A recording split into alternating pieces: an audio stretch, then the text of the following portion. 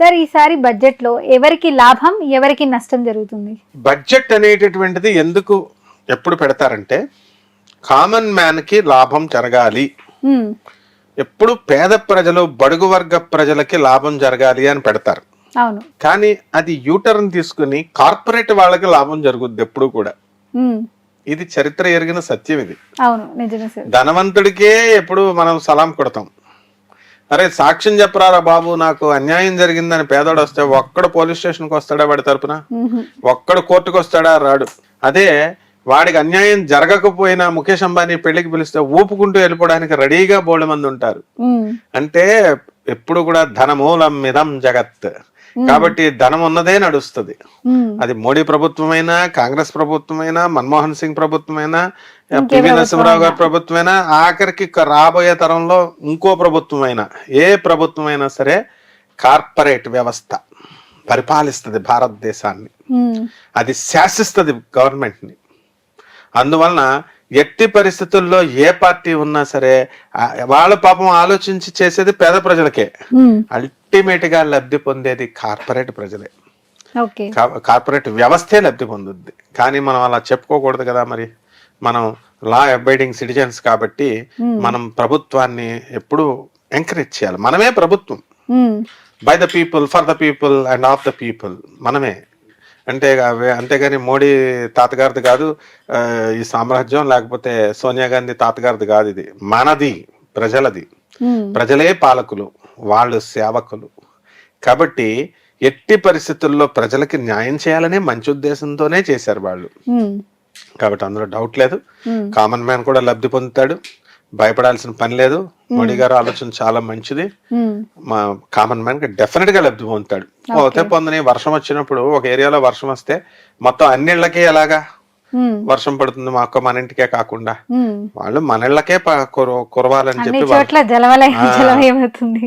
మన చోటే కురవాలని కురిపించారు వర్షం మోడీ గారు.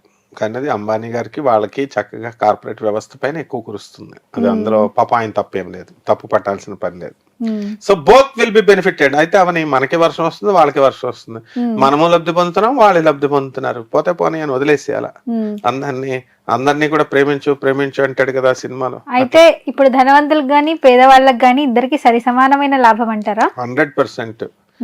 ధనవంతులకి పేదవాళ్ళకి సరిసమానమైన లాభం. ఇందులో మనం ఈర్ష్యపడాల్సిన పని లేదు. నష్టం అయితే ఉండదు అంటారు. నష్టం అసలు సమస్య. మోడీ ప్లాన్ చేస్తే ఏంటనుకుంటున్నావు, దిమ్మ తిరుగుద్ది అనమాట, బొమ్మ కనబడుతుంది. That is Modi. అందువలన ఎట్టి పరిస్థితుల్లో మోడీ ప్లానింగ్ లో no wrong. Is the visionary person. ఆయనకు విజన్ ఉంది, ఆయనకి విజనరీ లెజెండ్ ఆయన. కాబట్టి రాజకీయాన్ని నిర్వచించిన వ్యక్తి ఆయన. కాబట్టి భారతదేశాన్ని, ఆర్థిక వ్యవస్థని యుఎస్ ముందు, ఆస్ట్రేలియా ముందు, లండన్ ముందు, యూకే ముందు తల ఎత్తుకునేలాగా చేశాడు. భారత జెండాకే సెల్యూట్ కొట్టేలాగా చేశాడు. కాబట్టి అందరూ మనం ఏం బాధపడాల్సిన పని లేదు, అందరికీ లబ్ధి చెందుతాం. సార్ ఇప్పుడు ఎన్డీఏ ప్రభుత్వం ధరలు తగ్గించడం చూస్తుంటే మోడీ ప్రజల్లో వ్యతిరేకతను తగ్గించుకోవడానికి ఇలా చేశారనుకోవాలా? ఆబ్వియస్లీ ఎవరైనా, ఏ గవర్నమెంట్ అయినా అంతే కదా. వాళ్ళు మనుషులే కదా. వాళ్ళ ప్రభుత్వం 10 కాలాల పాటు ఉండాలనుకుంటారు. అందువలన ఏం చేస్తారు, అక్కడ సీట్లు తగ్గినాయి. కాంగ్రెస్ పార్టీ పుంజుకుంటోంది, క్లియర్ గా కనబడుతుంది అందరికి. మోడీ గారికి కూడా కనబడుతుంది. కాబట్టి ఏం చేస్తారు, ఆటోమేటిక్ గా రేట్లు తగ్గిస్తే పోయారా బాబు వీళ్ళతో ఎందుకు ప్రజలతో అని తగ్గిస్తారు.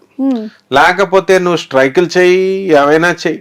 ఢిల్లీలో మొత్తం రైతులందరూ కూడా భయంకరంగా కొన్ని నెలల పాటు చేశారు. నేను ఢిల్లీలో ఉన్నప్పుడు చూశాను.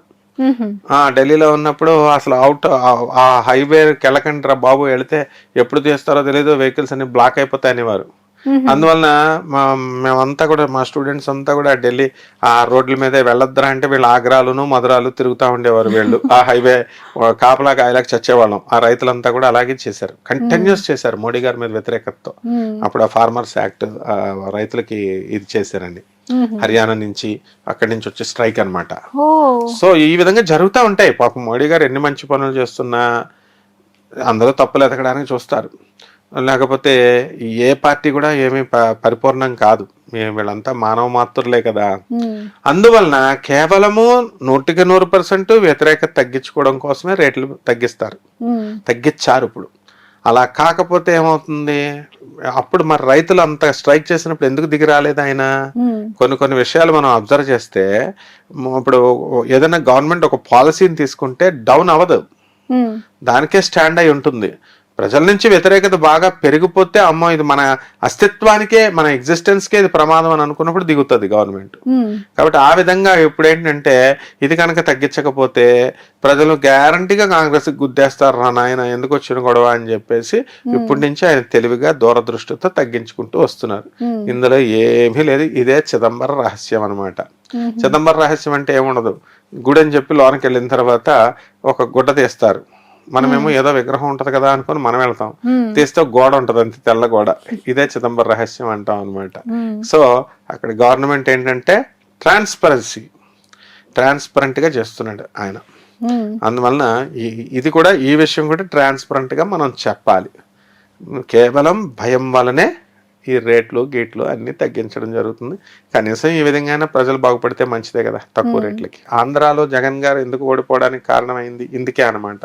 ఏంటంటే ఆయన ఇచ్చేదేమో తక్కువ, కరెంటు బిల్లులు మోపెడు అని చెడ్డపేరు వచ్చేసింది.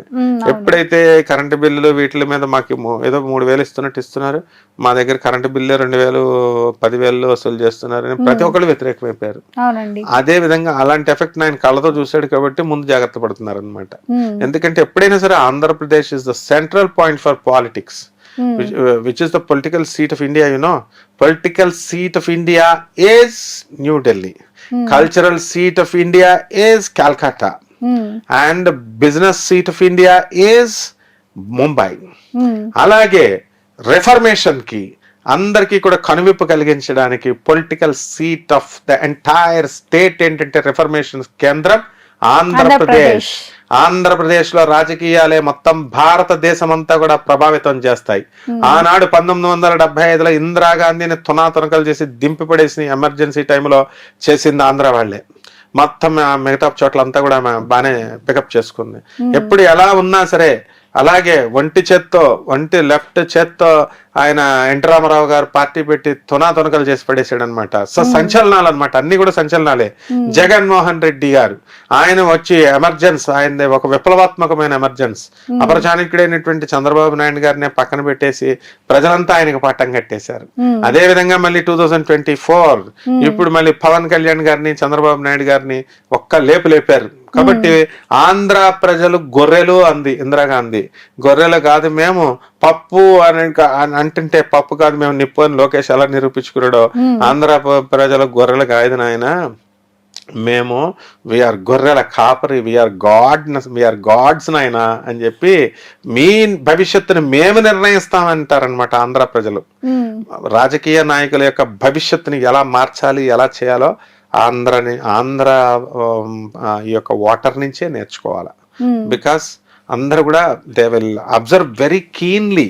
చాలా తెలివితేటలు ఉంటాయి ఆంధ్ర ప్రజలకి, చాలా జాగ్రత్తగా ఆలోచించి కరెక్ట్ గా గిల్లుతారనమాట. దెబ్బతో మళ్ళీ దెమ్మ తిరిగిపోవాలన్నమాట. అలా అందరికి మైండ్ బ్లాక్ చేసేసాడు. ఆ విధంగా ఆంధ్ర ప్రజలతో చాలా జాగ్రత్తగా ఉండాలమ్మా. ఆంధ్ర ప్రజలు రాజకీయాన్ని ప్రభావితం చేస్తారు కాబట్టి మోడీ గారు ఆంధ్ర ప్రజలకు భయపడి రేట్లు తగ్గించారు. చాలా మంచి ఇన్ఫర్మేషన్ చెప్పారు సార్. థ్యాంక్ యూ అమ్మా.